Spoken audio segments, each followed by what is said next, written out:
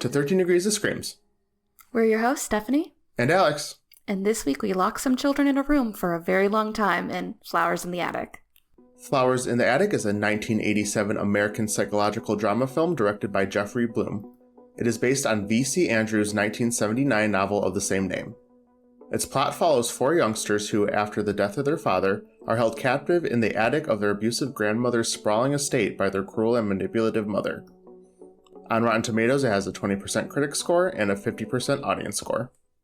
Well, I did read online that a lot of people liked it, and the critics, no, apparently.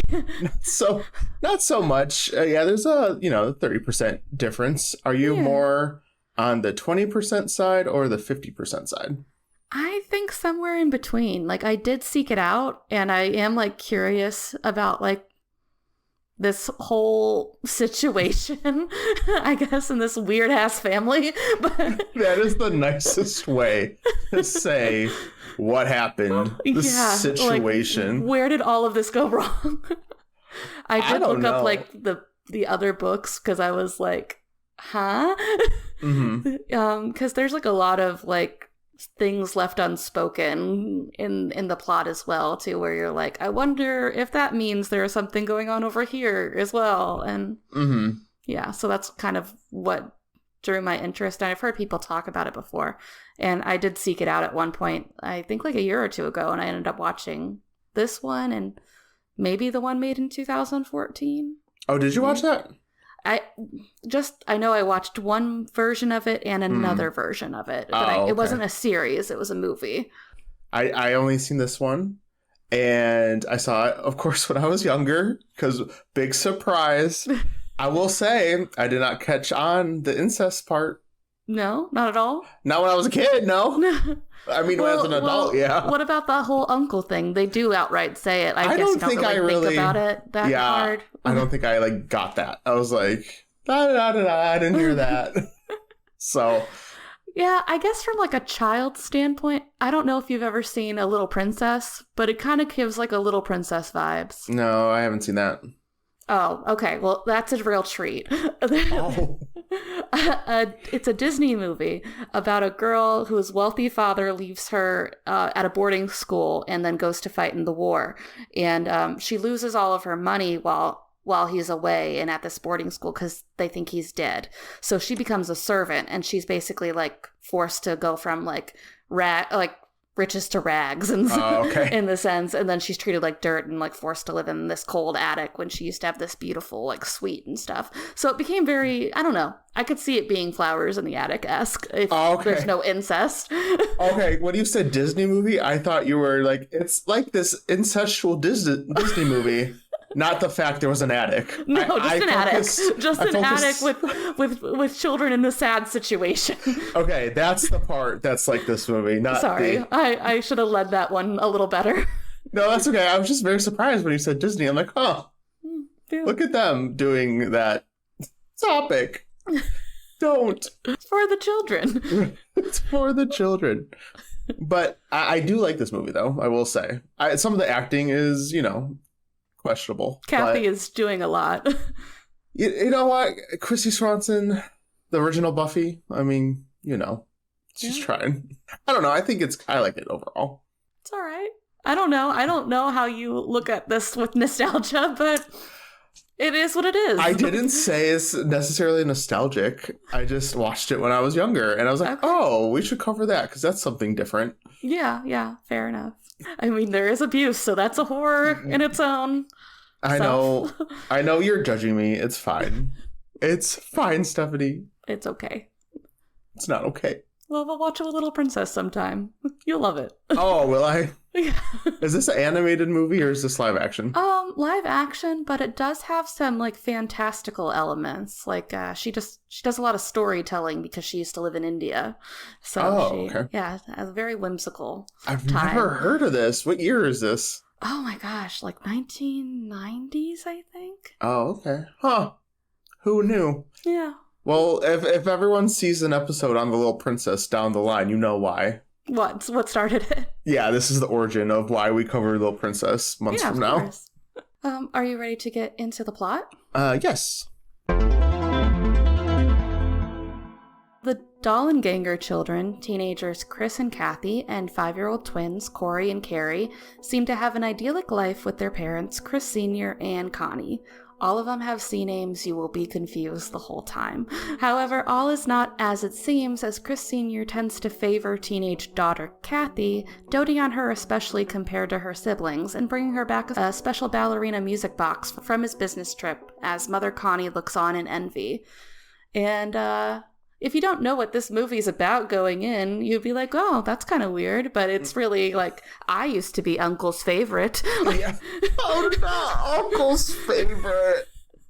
Uncle's favorite. That sounds so bad. But yeah, you can kind of tell. And like the more you know about it going in, you're like, oh, it's very clear what's going to happen here. Yeah, because even in the opening scene, the mom's looking at herself in the mirror, and I'm like, she's probably like checking out how old she looks compared to her daughter.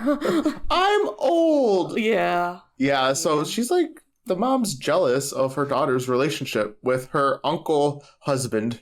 Yeah. Aunt Mommy Sussin moment all over again. Oh no, Aunt Mommy Sussin. Daddy uncle. Not the daddy uncle either. Oh no. That would make her great uncle daddy. Wait. Her great uncle daddy? Kathy's. Oh yeah. Because Corinne's uncle. Great uncle daddy. So we got uncle husband and great uncle daddy. Yes. I hate everything right now. You know, it's not going to get better. On Chris Sr.'s birthday, the family receives news that he's been killed in a car accident, and the family runs out of money and loses their home. Pretty much instantly. Like, there was no contingency plan in place. They were just like, well, we're broke. Yeah. Nothing more. They do say it goes on a little bit. Like, there's a little bit of time, but in the movie, it's like, next scene, there's no monies. Yes. Little babies with no monies. Their mother, Corinne, takes the children to live in Foxworth Hall with their grandparents, explaining that she was disinherited some time ago and plans to win back her father's love so she can inherit the family's fortune.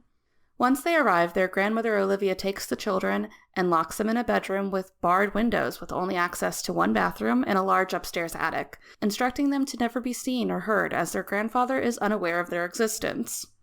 Okay. I mean, like, sure. Well, yeah. Nice to meet you, too. Yeah.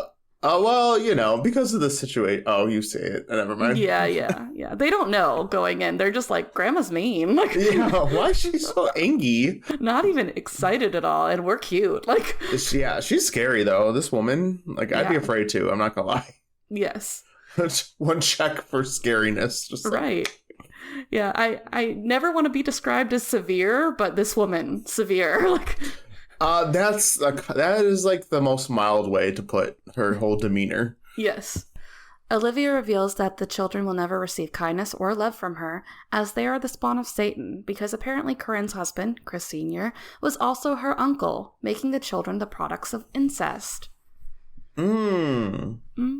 Oh no. Later that evening, Corinne and Olivia return to show the children that their mother has been bullwhipped as punishment for marrying her uncle and having his children. 17 times. For all the years that she lived in sin. Oh my gosh.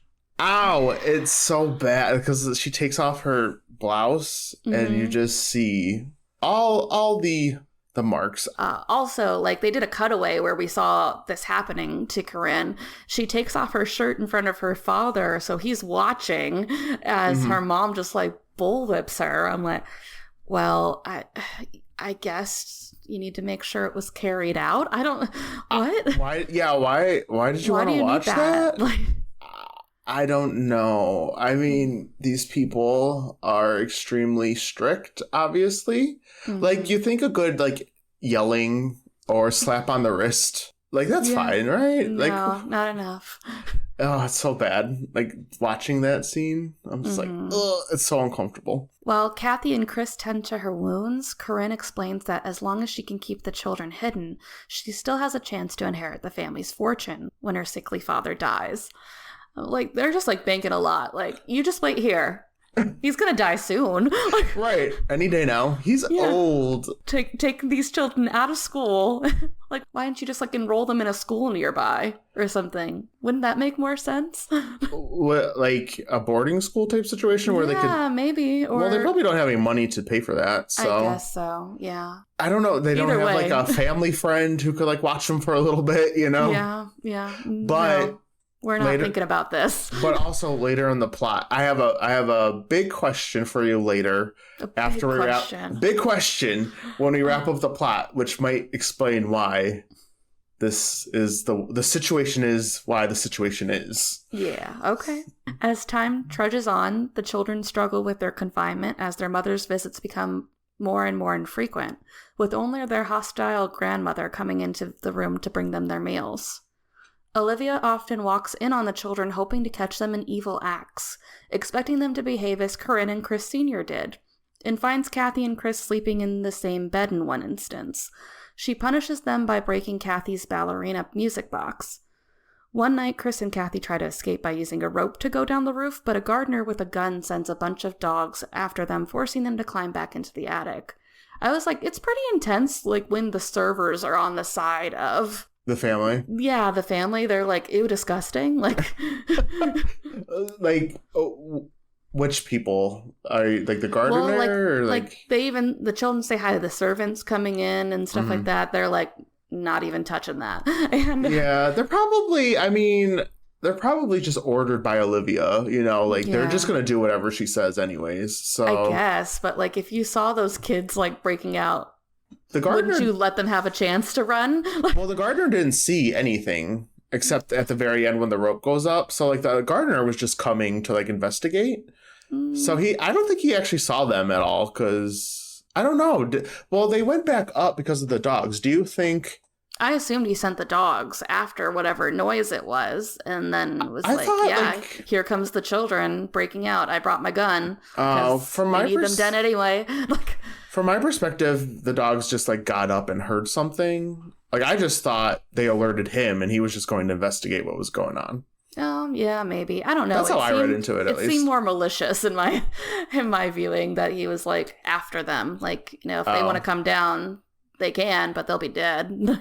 Oh, I didn't get that, but I mean, I could see it both ways. Okay. Then in a separate instance, Olivia catches Chris talking to Kathy while she's in the bath. Chris chases her away, but she comes back later that night. She locks Chris and the twins in the attic and corners Kathy in the bedroom with scissors, chopping off a lot of her hair. Oof. This is like the first instance of her like actually abusing the kids. Well, not the first instance. Well, not the first time. Yeah, because the kids don't take kindly to the whole rules of like don't be quiet or like be quiet and stuff like that. And the little kids like scream in the grandma's face, and she like picks the one girl up by the ears, and it looked quite painful. That seemed to be one of the worst ones for me. But. Well, let me rephrase that. Every time we've seen her like hurt the children, it was in retaliation of something they did. So like she screams, so she reacts. She purposely makes a separate trip to get her. So I mean, not to say that the other two instances weren't as bad, but this is the first time she's like, I want to get that bitch. Like she made it a vengeful point. Yeah. She had a plan. Yeah. And at first you see the scissors. I can't remember the first time I saw this movie what I thought the scissors were going to be, but it could almost imply that she was going to like stab him or something. But luckily she just cuts off her hair, and she now has to wear a terrible wig for the rest of the movie. I specifically wanted to bring up at least the scene with the little kids, because the sad thing is too, especially like Kathy and Chris can more or less defend themselves. They're pretty close to adults at this point. But these little kids are like 5, and I feel bad for them with the whole like them just being kids. And when she lifts the girl up by the ears, like the little boy bites her in retaliation, and she kicks him and slaps him. So I'm like, this is bad. This is abuse.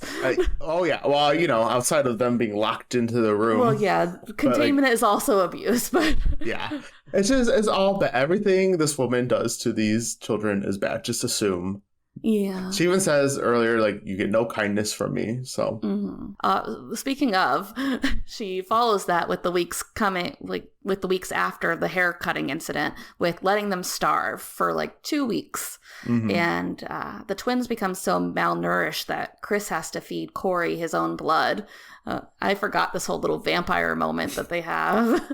Yeah. This very interview with a vampire moment. Like, not to sound ignorant, but like, what does that do? What does that do? I don't know. I guess it was just some form of sustenance because, I mean, I assume they could drink from the tap though. Like, but I think so dehydrated and so malnourished that the blood was something, but he is studying to be a doctor, like in all these like old books he's reading about, but I don't know if that's really accurate to what could help you. Yeah, I don't know. This situation. Anyone who's a doctor, let us know if we're sounding real dumb right now, but why not? He is 17, so he's doing his best. Chris and Kathy remove the hinges from the locked door one night to sneak around the house and see what their mother has been up to. They find out she's been living lavishly and dating a young lawyer named Bart Winslow. It's pretty intense compared to how the children are living. Very different scales. Like they go into the mom's bedroom, which is probably about the size of my house. And it's full of new clothes and this big fancy ornate bed and fireplace and everything. And all 4 kids are just sharing like 2 little twin-sized beds and a bathroom, basically. Yeah, it's great, you know. It's lovely. Yeah, I'm sure they're having a great time like in a dusty old attic. I know. And at some point in this movie, you're like, just go. Just leave. Just go. Like, yeah. They obviously could get out. I'm like, just leave, please. Yeah, at this point, just go out the front door. Yeah. Yeah, that would probably be enough for me, honestly. Like, she doesn't care. Yeah, it's been a while at this point. Yeah, it went from her seeing them almost like every night, or at least like maybe even twice a day, and then it quickly falls off to it seems like she's going months without seeing them. Or I know in the book she takes like trips and stuff with this boyfriend and just comes back and like, oh, you're still here? Like, oh yeah, my children that I locked away. Chris is very sympathetic to her as well, like more or less just wants to be like, let her cook. She's working on it. Something, yeah. Like, gotta give her time. It's fine. This is all not malicious at all. No, definitely not. The next day, when Corinne visits the children again, Kathy and Chris confront her for being neglectful towards them, but she quickly leaves in a huff. She's like, I don't want to be treated this way. Like, what the heck? What do you mean you're malnourished? I give you such a nice life. Like, you're being abused and starved. What do you mean? How dare you? Yeah, and they all look like they have the plague at this point. Like, their faces are pale and their eyes are all red. Like, it doesn't look great. No, they're like on the verge of death, and they're just like, please, mother. Please, what are you doing? And she's they look just like the starving children in Les Mis. Yeah. I was like, Corinne, shut up. You're the worst right now.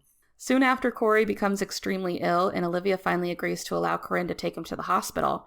However, Corinne returns that evening to tell them that Corey has passed and is already buried. Bitch, this part gives me chills. Yeah, it's just so cold, and she's like so numb to it, I guess. The mom, she's just like, yeah, he's dead. Don't even bother asking to come to the funeral. He's buried. Like, she doesn't care. She gives no shits. Like, and then the scene, like, they show him being buried, and then they like pan out, and they show 3 more. Yeah, already made grave. All these graves. And then that's when you're like, oh, they're killing off the kids. This like, yeah, like that scene is just like, if there's one scene that like stays with you in this movie, it's that one for me, at least. Just seeing like they're planning to kill these kids, and just that reveal. It's weird too, like when I can't even really mark the moment where it feels like it's more Corinne than the grandma, because you go in so long thinking like, oh, it's always the grandma. She is the one actually physically abusing them and stuff like that. But then the more you watch, the more you're like, oh, well, Corinne is either complacent or maybe she does have a hand in it. Oh, she's doing it. Like, yeah, she's definitely doing it. And it's like, at least, okay, so the grandma's showing no kindness. She's upfront about it, you know? Corinne is being a sneaky little bitch. Yeah. Like, she's being deceitful. At least Olivia is just upfront about it. She's like, I hate you. I'll at least give you food and stuff. But like, Corinne could not care less. Yeah. Do you think once they like boarded the train, like she already had accepted the fact that that was what was going to happen? That was my question for you. Oh, okay. I figured it out. Do you? Because like, to the point, do you think like once she concocted this plan, she's like, well, the kids have to die? Or do you think at some point through this process, she like had the thought, oh, I should probably kill my kids or something?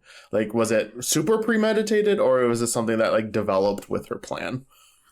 I don't know. Like, we don't know when, like, we get into the will too. That's an issue. I don't know when the will was written to the point where they were like, she can't have kids Ever. from this first marriage. Yeah. No one could ever know, even after death. Yeah. So, I don't know. She seems like at least pretty devoted to the smaller kids, at least when she first gets them there. Mm-hmm. And she doesn't want them to be mistreated. And at one point she does threaten to leave with them. And her mom's like, well, just take them. Like, we don't want them. Like, take them and go. But there's like, no money. Like, Olivia's like, actually, can you do that though? Yeah. Like, could you just actually that. do that? Yeah. So I think I lean more towards it was like a change of plans type situation. Yeah. She realized the more in depth she got with the whole lifestyle and stuff that it had to happen, maybe. But I would not argue against the other way too, because at the beginning, just how Corinne was looking at Kathy all like jealous like. So I wouldn't be surprised if she was like looking for an excuse to kill Kathy to begin with. So right. Well, I almost wondered too if she was so worried that eventually her husband would run off with his daughter and her daughter, that she didn't have a hand in somehow making him go away. So then she could start again with her family and be like, you know, if I can just go back to the time where I messed up and just act like it never happened. Back it up. Yeah, she actually get rid of all of these people in my life that are making me the bad sinner. Then I could start again and have a whole new life, kind of thing. Yeah, maybe she was the one who actually took out Chris Sr. She found somebody cut his brakes or something. Who knows? I would not put anything past her. The children then find that their pet mouse has died as well from a cookie Corey didn't finish. Chris looks it up and realizes that they were laced with arsenic. Believing Olivia had been poisoning them, they decide to escape. Chris tries to steal some money before they leave, but he finds out that their mother will marry Winslow the next morning. The next day, the children dress in fancy clothes from the attic, knock Olivia unconscious with the bedpost when she comes in, and blend in with the wedding guest. Kathy goes to find their grandfather and tell him of their existence, as they found him sleeping once before when they were out exploring the house looking for their mom. But his room is now packed away.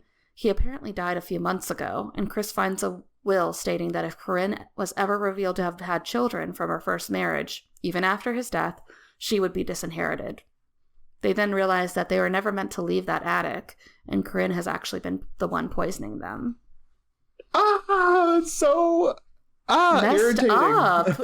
It's so like top 10 movie villains, Corinne. You know, you never thought it, but yeah, here she is. Yep.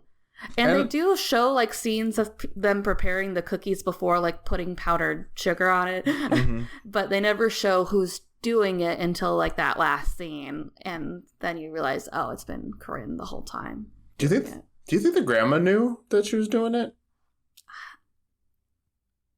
I don't know. It's so weird to me, too. One, wouldn't for just like ignoring the whole Corinne situation and everything, wouldn't the will of the fortune and everything pass to the mom? Like the grandmother and the timely passing of the grandfather? Well, it just depends on what's written in the will, I guess. So if she won his affection back, maybe he's like, okay, you could have some of this, whatever. I don't know.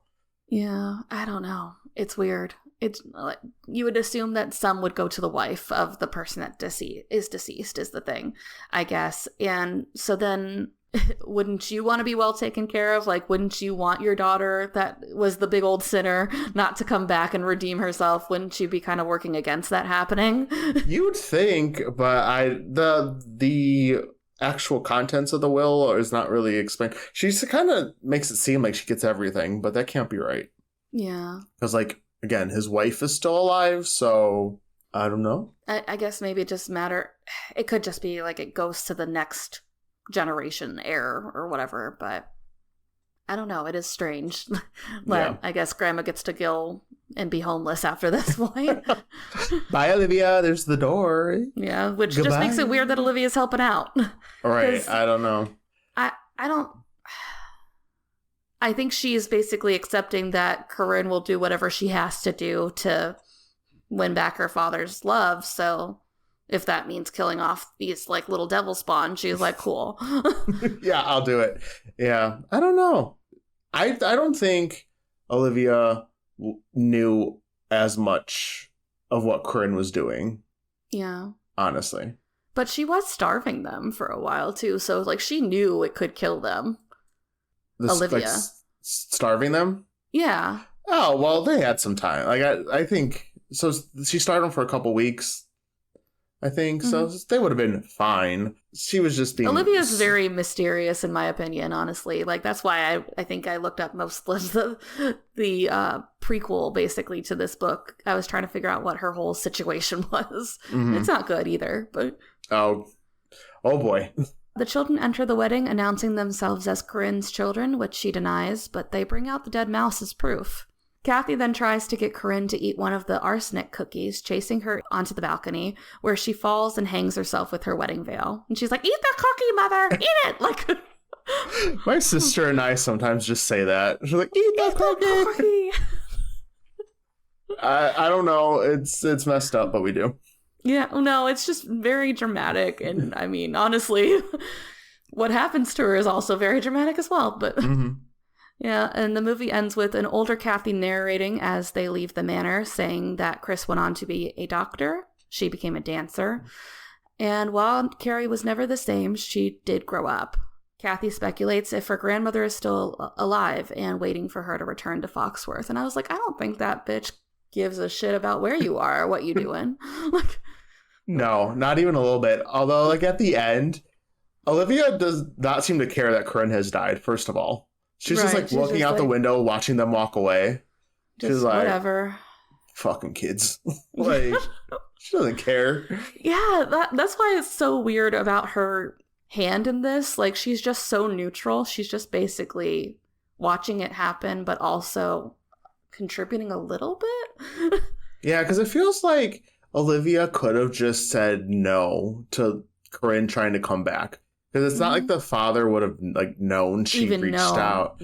Yeah. So like, at what point was Olivia like sure? Like, I don't know. It's very weird because it seems at one hand she doesn't care about anyone and doesn't want anything to happen, but yet she's like nice enough, quote unquote, for her to let Corinne come back and try. It's weird too because like you look it up in the prequel too. Like Corinne's not even her actual daughter. It's like his affair partner or second wife or something. Oh, so even more reason not to let her back. Oh, it's like family friend because Corinne and Chris Sr. are like half brother and sister as well, not just uncle. Oh my God. Just assume every relationship in this story or the books overall crawling with incest. Yeah, they're all blood related or friends of from affairs and this and that and the other thing. Just assume they're all literally related. Mm-hmm. Because they are. Perfect. Yeah. Oh my God. So, well, that's the end of this lovely little film. Oh, mm-hmm. Such a treat. Such nostalgia. I never said nostalgia. Just gonna break out my favorite movie. No kidding. My little comfort movie. Just a little incest. Do you want to rate some of these escalating scenes? Oh, I do. So the first scene that I gave a little plus for our scariness was obviously the haircut scene that I kind of talked about. I think that's like the first real escalation scene. So that definitely jumped up on my scariness scale as my overall rating. So that gave it a little plus there. Okay. I would say the starvation that follows was also like bad times. I mean, not scary, but bad things happening. It's like one of those things, like the scene with the grandma coming and cutting the hair. It was like surprising. It was almost like a jump scare because Kathy walks through the door and you didn't see it, like you weren't expecting her to be there. But it's less like visually scary, but just what's happening is... It's just very sudden. Like they're up in the attic looking for Corey. He's like with his mouse or something. And Kathy comes back down into the bedroom and then like locks, and then here's Olivia locking the other kids away so she can corner her, which is weird. She like takes it out on her specifically, but I guess it's because she's like closest to Corinne in her mind. I almost want to... So she retaliates. This is like right after Chris like screams at her to get out. And you'd think she would take it out on Chris, but I almost feel like it's like let's take it out on the woman, not the male who actually did the crime. Because of her female wiles kind of thing. She's seducing him. And her, well, also, that and like her devoted faith, I'm sure has to be like respect men or something like stupid like that. Yeah. But like point being is Olivia takes it out on Kathy, not Chris, who's the one who... Almost every time. Yeah. Yeah.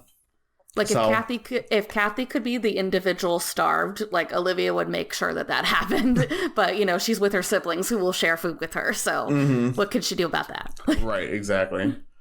I feel like it's just because she hates Corinne for what Corinne did with Chris Sr. So she sees Kathy as like a spitting image of Corinne and Chris as Chris Sr. kind of thing. And then Kathy was Chris Sr.'s favorite, so maybe that's also... She knew that, this was his favorite kid, so now she definitely needs to be punished more. Yeah, that's disgusting. I mean, it kind of... It was. It was just a little bit, yeah.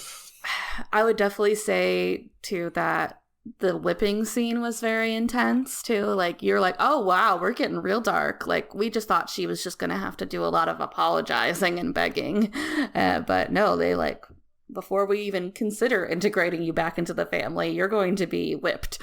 Yeah, physically abused, not just emotional, but physically too. Yeah. And that also makes me wonder, too, about Corinne's relationship with her father because of the way he kind of, like, leers at her during, this whipping scene. But he also is, like, she's sitting at his bedside and he's, like, trying to, like, caress her face and stuff like that with his weird, like, old man nails. Like, they're real long. Yeah. This is his weird old man hand. But... Well, they're exceedingly long for a person that's supposed to be well kept in an estate, but yeah, no, for sure. But yeah, it almost seems like there's something going on with him and Corinne too. I'm like, what is this family up to? It almost seems to me like he would have preferred and is upset with Corinne and disinherited her. Not for the fact that she went and married her uncle brother person, her uncle brother husband, but that she didn't get with him herself, like get with her father. I think that's what it seems like. That's the undertone. And maybe that's why Olivia just kind of like stands back and is like, everyone's disgusting, but I married into this family. So what am I going to do? I'm a religious woman. I'm not leaving. Yeah, I think that's my theory. I think because there's the one scene where Kathy and Chris find him, he wakes up and mistakes Kathy for Corinne, and he says something about like, you were always my favorite too. Yeah. So in my head, Corinne wanted to get with her father. Olivia is like, what the hell? But she sticks around because of the money. I'm going to say that's the whole situation. Yeah. Yeah, I think so. And then just everyone's so enmeshed. So gross. Ew. But I think the scariest scene for me, and I already mentioned, is it literally gives me chills, is the Corey's death and the graves. Like that. Like that's legitimately scary to me. Like, just that scene, especially because they're so young. Well, Kathy and Chris are older, but the little ones, to have the little ones die. Yeah. Yeah. I'm like, no, they're supposed to be safe in these situations. Right. I mean, that, killing off kids in movies is always like a taboo thing, or like, yeah, especially about the equivalent of like when you have the dog die. Yeah. And it's not like they died from like an illness. They died because they were killed. So it's like, well, and then too, like you could also say, at first, before you saw the other graves, like, this is just neglect, this is just a whoopsie daisy kind of thing, like, we didn't realize children need to eat every day. Yeah. or something, but then oopsie. But then you see the other graves and you're like, oh, this is the intention. This is what we were trying to do. Just like the realization that it's their mom. Like, that was a big one for me too. Like, you go on so long thinking it's just like the grandmother, and the mom's just doing her best, I guess, even though she's being put in these fancy situations, that you're like, okay, maybe she really does think if she plays it long haul, like, that her dad will die and she'll be able to take care of her kids in this huge house or whatever. But no, she's like, forget about these kids. Yeah. Exactly, because again, you assume it's the grandma, and you're like, okay, maybe you're on Chris's side. Like, yeah, she's just doing these things because she has to get to the ultimate prize, and then it's at the end, you're like, nah, it's definitely not it. Do you think they were killing the father? That's another thing to think about too, with the grandfather. Who was killing the Corinne? Like Olivia and Corinne, just because, that was a part of it too. Like, gotta hurry up and let this old man die. Like, I don't think they had to. I think he was gonna bite it soon. So I don't think they did anything to him. I guess they weren't really rushing it quick enough if they were, but yeah, no, I think they just let him kind of get on his way out. So, having talked about all these scenes that factored into our scary scale, what did you end up rating Flowers in the Attic? Well, so with all the scenes in general, I would probably give them maybe a 4. It's not like they're super scary, but it is bad, especially when it comes to like abuse towards children. Not great.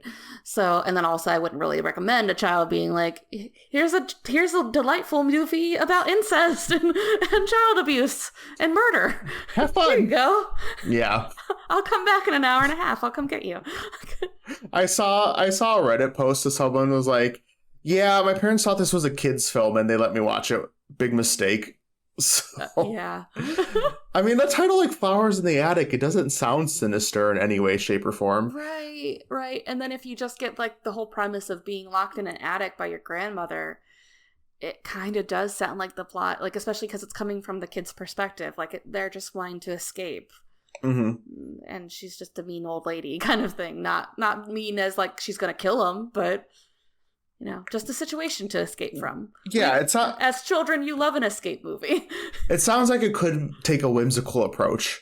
Yeah, for sure. But that is definitely not at all what happens, so... I feel like now you do definitely need to see A Little Princess to understand where this could have gone. I need a little palate cleanser of Little Princess. I'll report back. I'll find it for you. Thank you. But altogether, I would say, I guess a 4, just based on all the scenes that we're talking about. And it's about like 4 escalating-ish, maybe even 5 scenes if you count like when the grandma picks up the little kids and kicks them and stuff. That was also bad. So I would say a 4. Not like super scary. It's not like a ghost face situation, but it is bad. It's not a good time. I say 4 too. It's like, again, it's not a scary movie. It's just like sad and dramatic, and it's scary in a realistic way. Like this, the situation itself is what's scary, not necessarily what you're viewing. So like the overall, first of all, there's like no happiness in this movie. So that's just the overall vibe, the overall tone. It plays the same theme song throughout the whole movie, which is pretty chilling, I would say. It's like a chorus. Like it's pretty, but also like kind of sinister sounding. So like one of those children choir kind of songs. I gave it a 4. Again, you're not going to be scared watching it, but you're going to be like, wow, everything sucks. So this was a horrible situation for these children. It was horrible, maybe not horror. Let's put it that way. Yeah, for sure.